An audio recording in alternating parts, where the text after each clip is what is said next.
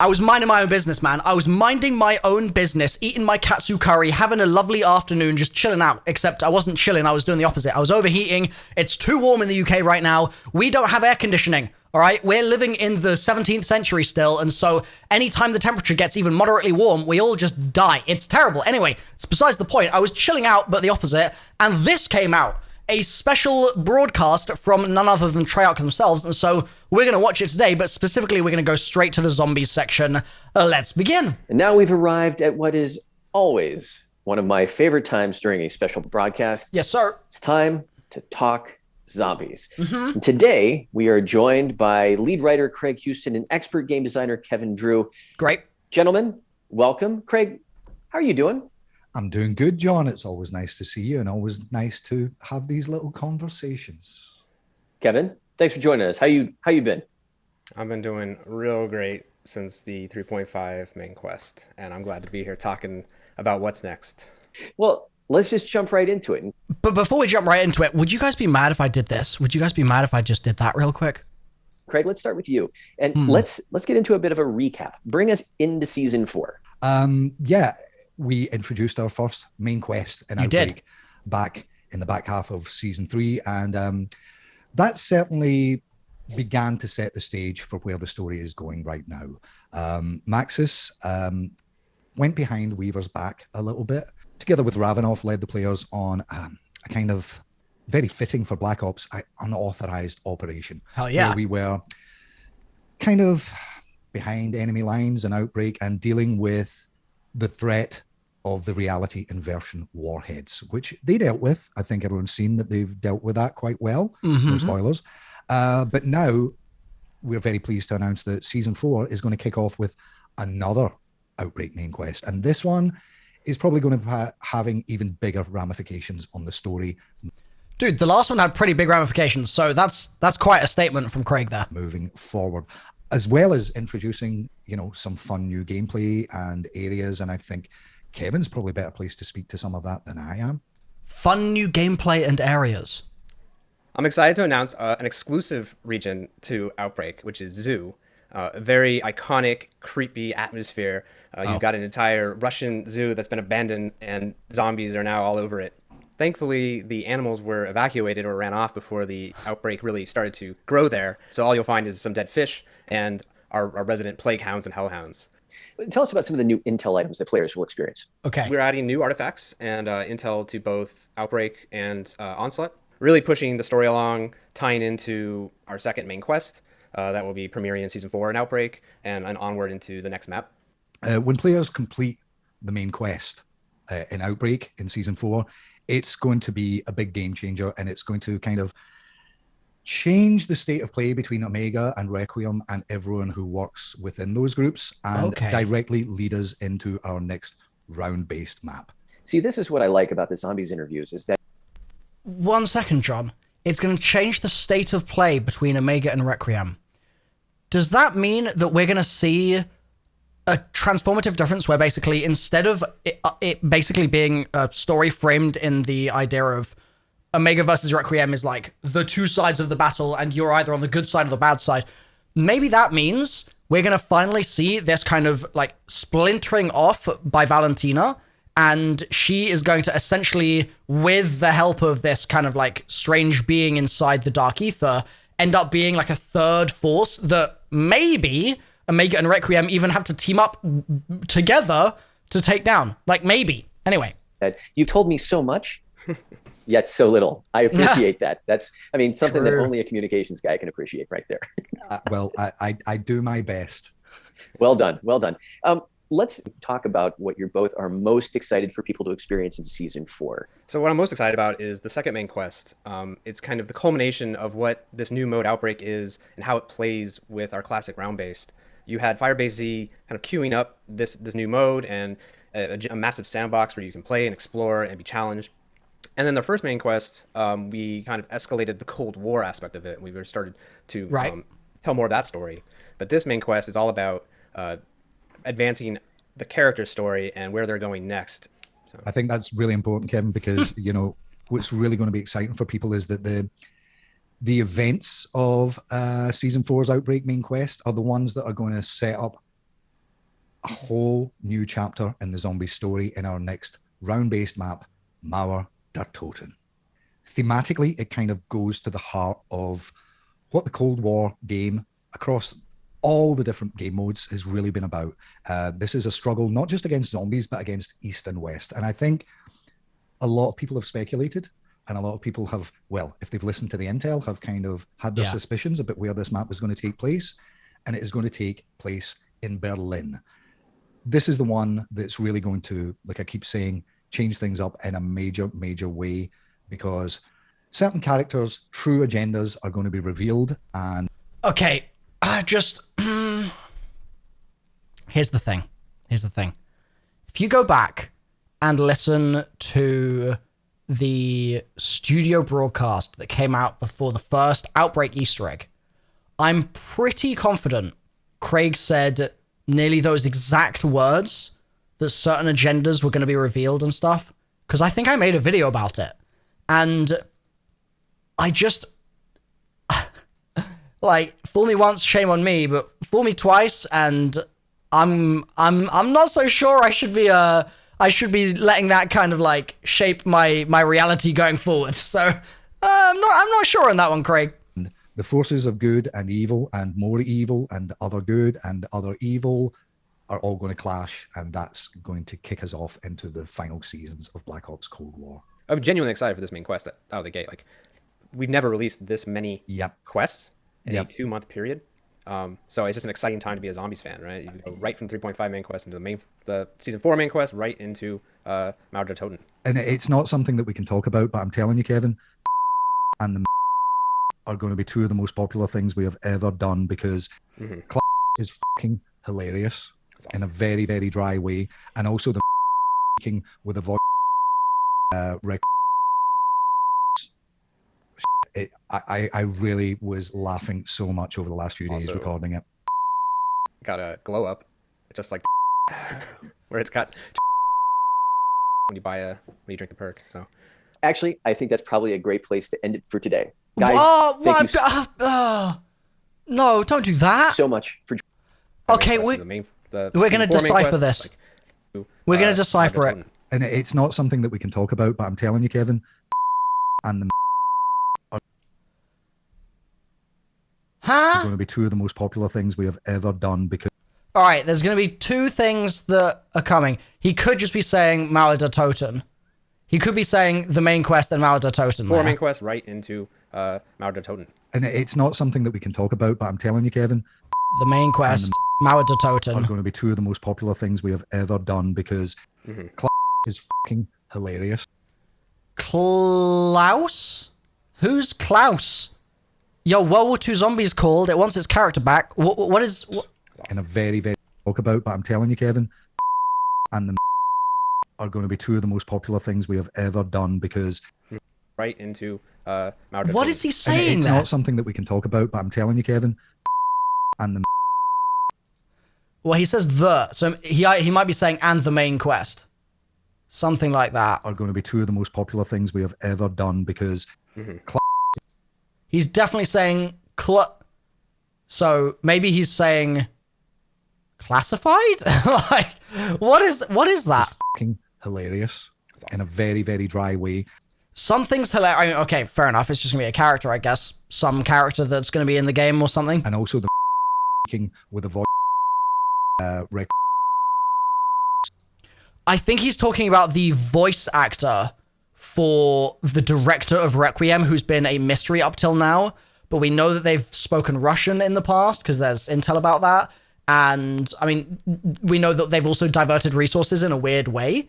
So I think he's probably talking about the director of Requiem there. Are going to be two of the most popular things we have ever done, because is fucking hilarious in a very, very dry way. And also the with a voice yeah, the voice actor, or I reckon that's probably what he's talking about there. I really was laughing so much over the last few days recording it. Got a glow up. And then he's talking about perk, which is, I guess, I was going to say speed cola, probably double tap, but it might be mule kick. Just like Or is he saying just like double tap? He's saying Mule Kit got a glow up just like double tap. So much over the last few days Also, recording it. Got a glow up, just like where it's got two. What is he saying? You know what would be really cool is if double tap meant that you just got another gun and you were just running around akimbo constantly from that point forward. That would be crazy. That would be a glow up, okay? when you drink the perk. So Actually, I think that's probably a great place to end it for today. Guys, thank you so much for joining us. Thank you, John. thanks, John. Like I said, Wait.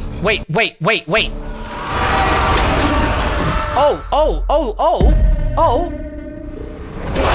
Zombies crew, never a dull moment. And Whoa.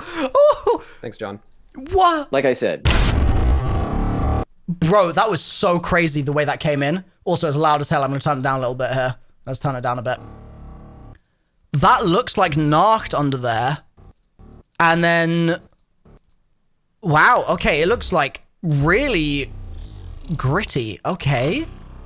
Zombie behind the window. Got a little cheeky reload going on. All right, just give me a little 360. Give me a spin around here so I can see the rest of the map.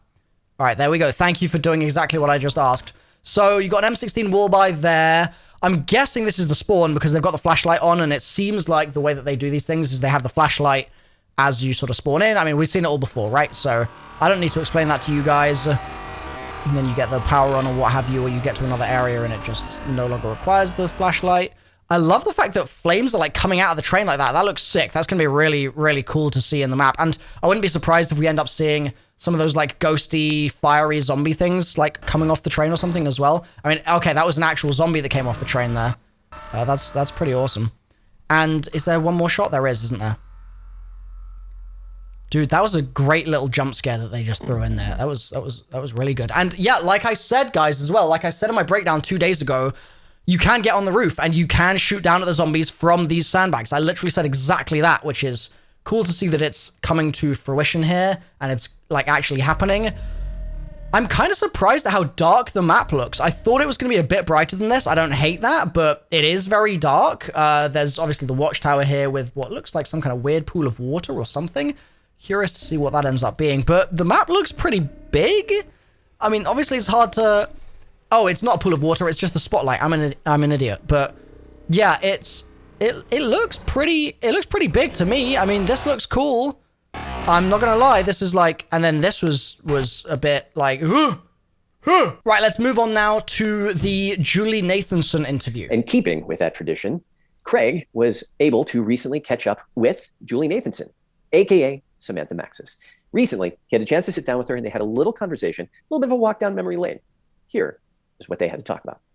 So it's my great pleasure to sit here talking to the wonderful Julie Nathanson, who has been Maxis for a very long time. Hi, Julie. How are you today? Hi, Craig. I'm well, thanks. How are you? I'm great. I said very long time, but I don't mean very long time because it's gone by in an instant. Well, also time moves differently, you know, in the dark ether. So who knows anyway? Can I just say, can I please just, I just want to interject, just give me 30 seconds. We love Julie Nathanson, guys. We truly love Julie Nathanson. What a hero. What an absolute legend. It looks like she's actually got a Vril device on her necklace as well. Like, what can I say, man? Maxis in this game is a very different Samantha Maxis to the kind of, I don't want to say demonic child, but you know, she certainly had her issues, shall we say. What was it like for you when you first came in to be adult Samantha? The first session I had to come in as an adult Samantha Maxis, I did not know I was coming in to play an adult Samantha Maxis. I was sort of wearing my combat boots and like a little, you know, like a girl dress and the things that I would do to sort of feel like my young Samantha. And I walked in and you said, guess what? She's an adult now. And I just about fell over. I think that's quite an important thing to pick up on, really, that was very appropriate that you were wearing those combat boots, because I think the biggest shift is that Maxis is much more in charge of her own destiny in Cold War. And do you think it's fair to say, I mean, she obviously kicked off the story by sending Weaver the end station videotape, but her independent streak and some of those audio logs explaining some of the things that she's been doing in the field. Was that a fun transition? Yeah, I mean, getting to explore Samantha's independent side, she's been through a lot, and she's had many iterations of how she has had agency in her life or lack thereof. And now as adult Samantha in this new time and space, we get to see her explore what could happen. She had been alone in the dark ether. Some of the audio logs that players may have found throughout that period of time, she was alone and really processing what the hell might be going on. Mm-hmm. And coming out to be able to talk to people, I think would have been more of a breath of fresh air, except there appeared to be a lot of suspicion, a lot of questions, some of which she was not able to answer. And interestingly, some of which I wouldn't be able to answer, which is part of our process, Greg. Well, that's an interesting point, because we've talked about this many times. I don't spoil the story for people unless they really, really need to know where it's going. So that there is a kind of logic that if characters are just experiencing things, and particularly after the trauma, there was one big bright spot that really lightened their life lately. Yeah. What was that? Max has got a dog. I was so excited. She's going through so much, and Weaver comes in and in such a caring way wants to help her feel better. And here comes this giant Rottweiler, which is such a nice touch. And it was also really fun to say the line, not exactly fluffy. I was wondering about that, because we've not officially named the dog, but last night I was thinking maybe it should just be not so fluffy. Not so fluffy. I don't know if we want to commit to that. That's not officially canon yet, anyone. That's just me and Julie talking. But yeah, I think we're getting close to needing to wrap up now. But can you talk a little bit about how excited you are for fans to experience the next round-based zombies map, Mauer der Toten?